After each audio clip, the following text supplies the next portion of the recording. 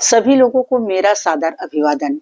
आज मैं इस वीडियो के माध्यम से न्यायपालिका के बारे में कुछ बताना चाहती हूँ।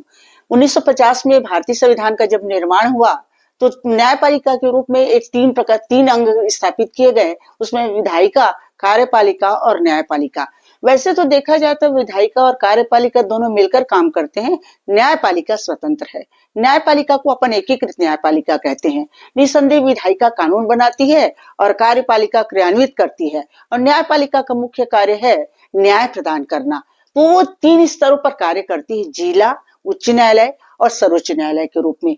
तो निसंदेह हमारे कानून की रक्षा करने के लिए, लोकतंत्र की रक्षा करने के लिए और नागरिकों के मौलिक अधिकारों का रक्षक जो है हमारे भारतीय संविधान के अंतर्गत न्यायपालिका नामक ही संगठन है।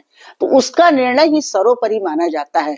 यदि व्यवस्थापिका, विधायिका और कार्यपालिका जो भी कार्य कर रही है वो सही रूप में लागू यदि हो रहा है या नहीं हो रहा है, यदि सही रूप में, तो कोई भी नागरिक अपने मौलिक अधिकारों की रक्षा के लिए सर्वोच्च न्यायालय जा सकता है। मगर सर्वोच्च न्यायालय में जाने के पहले वो जिस स्तर पर जहां पे भी है, जैसे वो जिला में है तो जिला में जाएगा, उसके बाद फिर अपील उच्च न्यायालय में करेगा, उसके बाद वो सर्वोच्च न्यायालय जाएगा और सर्वोच्च न्यायालय का ही निर्णय अंतिम माना जाता है।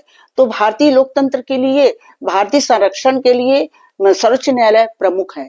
सर्वोच्च न्यायालय का निर्णय, पहले भी बहुत सारे ऐसे निर्णय रहे हैं तो उसके बारे में मैं थोड़ा सा उल्लेख करना चाहूंगी कि 1975 में, 24 जून 1975 में जब प्राइम मिनिस्टर, उस समय तत्कालीन प्रधानमंत्री इंदिरा गांधी जी थी, तो उस समय आपातकाल लगा हुआ था और उस समय गांधी जी, श्रीमती इंदिरा गांधी जो राजनारायण ने एक याचिका दायर किए थे और उसके माध्यम से उस याचिका को उच्च न्यायालय में दायर किया गया। तो सुप्रीम कोर्ट ने उसको ये निर्णय दिया बाद में और इंदिरा गांधी को उसमें अमान्य घोषित किया गया। संसद में वो संसद सदस्य नहीं रह सकती, यद्यपि वो जाके संसद में अपना आकलन बोल सकती थी, मगर उसकी निर्वाचन को वो अवैध घोषित किया था सर्वोच्च न्यायालय के माध्यम से। तो यहाँ पे न्यायपालिका ने अपना निर्णय सर्वोच्च निर्णय के रूप में प्रदर्शित किया था।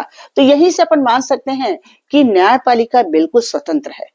उस पर संसद का, विधायिका और कार्यपालिका का कोई हस्तक्षेप नहीं रहता था। तो मेरा कहने का मतलब यही है कि न्यायपालिका हमेशा ही स्वतंत्र रहा है, तो उसको अपनी स्वतंत्रता के आधार पर ही कार्य करना है। इसलिए इसमें कुछ थोड़ी सी सुधार की गुंजाइश जरूर है। वो तभी होता है जब संविधान में संशोधन होता है, क्योंकि अपन संविधान में संशोधन के रूप में पहले भी देखते हैं कि जब भारतीय संविधान का निर्माण हुआ तो उस समय समाजवाद, धर्मनिरपेक्षता, पंथ निरपेक्षता कुछ भी नहीं था। 1976 में उसको लागू किया गया, समावेश किया गया और उस नियम के तहत, उस कानून के तहत, उस मौलिक अधिकार के तहत बहुत सारे अनुसूचित जातियों, निम्न जातियों, महिलाओं को बहुत सारे अधिकार मिले। जो कभी न्यायालय जा नहीं सकते थे उनको स्वतंत्र में निःशुल्क भी न्याय मिला है और मिल रहा है।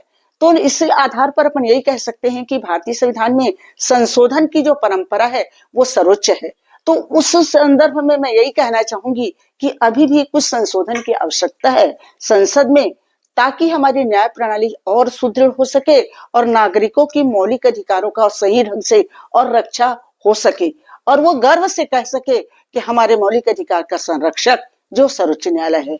आज मैं इस वीडियो के माध्यम से इतना आप लोग को जानकारी देना चाहूंगी कि न्याय के क्षेत्र में हमको भी कमजोर नहीं रहना है।